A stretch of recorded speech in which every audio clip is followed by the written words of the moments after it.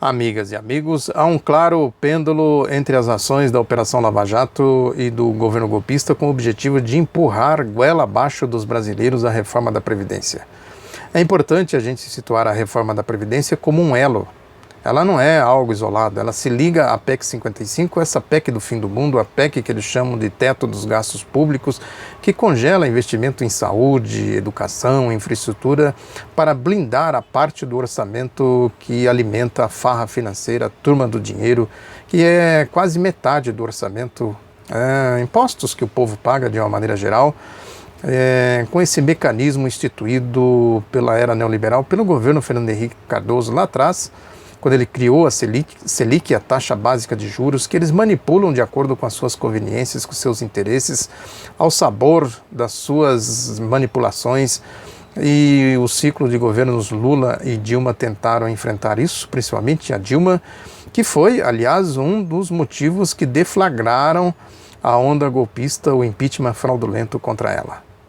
A reforma da Previdência, portanto, tem esse único objetivo. E é importante também lembrar que é um elo que se liga à reforma trabalhista que vem no vácuo da reforma da Previdência, que é a lógica do projeto neoliberal, é a lógica do programa Ponte para o Futuro que o Michel Temer assumiu como condição para ele pilotar o golpe. Evidentemente que com aquela equipe dele não daria certo, tanto é que cai um, cai outro, também cai no esquecimento, né? Porque existe aí claramente uma manipulação, a faca no pescoço dele, por isso que ele dá os seus pulos, fez esse jantar aí, mais um jantar nababesco, suntuoso, para distribuir prebendas, mimos e também ameaças, porque a pressão popular em cima dos parlamentares tende a ser muito grande. As pesquisas indicam aí uma rejeição muito grande à reforma da Previdência, e os parlamentares são vulneráveis, porque eles dependem de votos.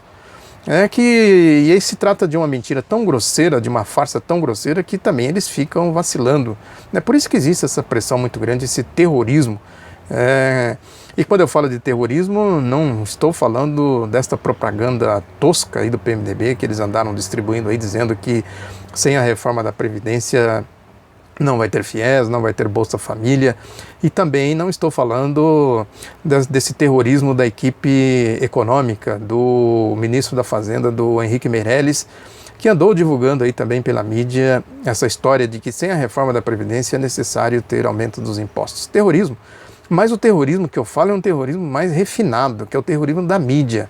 O noticiário, os comentaristas, a gente viu aí eles dizendo que o Temer tem que aproveitar a sua impopularidade irrecuperável para sentar o pau no lombo dos trabalhadores e tocar as reformas adiante, E também, principalmente, os editoriais. Tem um editorial do Globo hoje, extenso, falando sobre isso, e também um editorial do jornal O Estado de São Paulo, que é um editorial raivoso, vai para cima dos movimentos populares, dos movimentos sociais, porque eles sabem que é daí que pode surgir uma resistência. E vai para cima também do PT, tentando fazer essa associação da resistência com o PT. E aí faz a ligação, o PT da corrupção, do mensalão, do petrolão, essas histórias todas que eles inventam aí para fazer as manipulações políticas e ideológicas. O PT, na verdade, é apenas um acrônimo, na verdade eles estão atacando a esquerda, a resistência popular, quem pode resgatar aí todo o projeto histórico de construção de um estado de bem-estar social, um mínimo de bem-estar social que nós temos aqui, que é uma construção que vem, como eu sempre digo, da independência, da abolição, da República, proclamação da República, da Revolução de 30, das Constituições de 46 e de 88. O golpe agora é a síntese de todo esse comportamento da direita brasileira ao longo da história contra as conquistas sociais, os avanços civilizatórios, contra a democracia, contra os direitos do povo e os fundamentos da nação. A reforma da Previdência é simplesmente isso. É a síntese de tudo isso, esse elo. Por isso que isso é tão importante para eles. Quando eles atacam o PT, é importante que a gente faça a ligação disso também com o comportamento da Operação Lava Jato, que a Operação Lava Jato não fez absolutamente nada do que ela disse que veio fazer, que seria a apuração do Caixa 2, das propinas e tudo mais.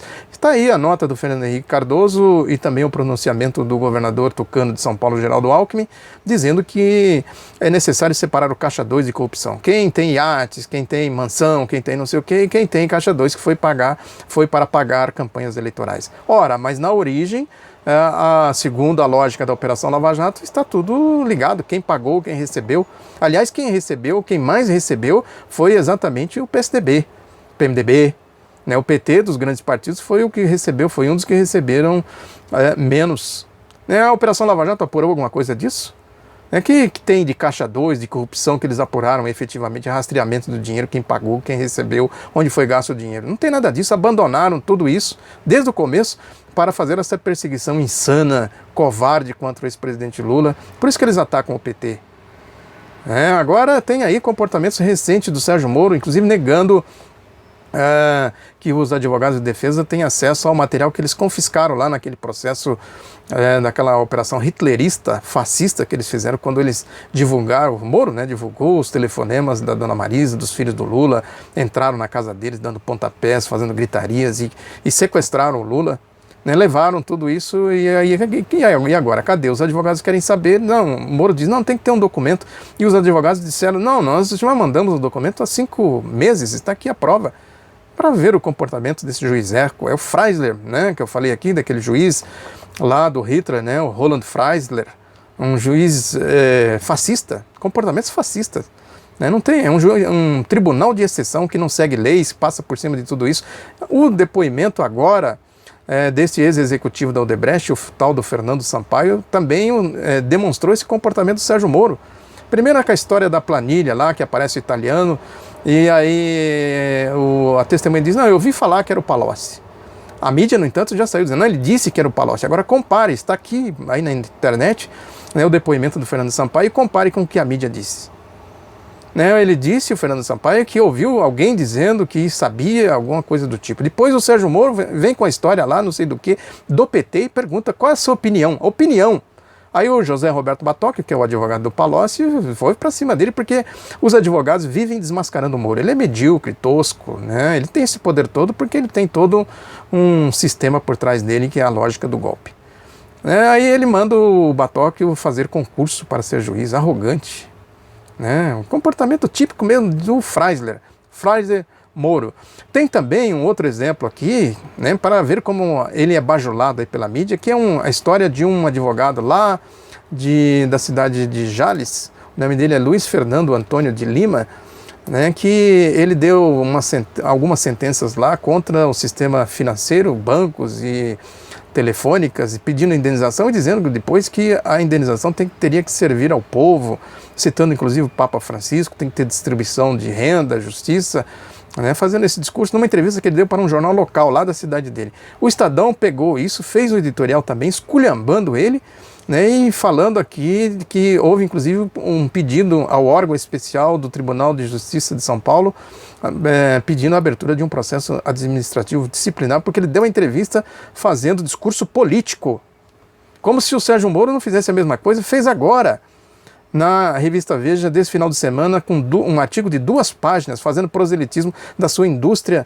lá das negociatas das delações premiadas. Quem tiver dúvida disso, pega esse acordo agora do Ministério Público, que pôs praticamente em liberdade os delatores da Odebrecht, simplesmente porque eles fizeram delação premiada sem passar o processo pela justiça, pelas mãos de um juiz, homologado pela presidenta do STF, a Carmen Lúcia. Vejam como é uma lógica de um tribunal de exceção, de um Freisler, de um tribunal fascista.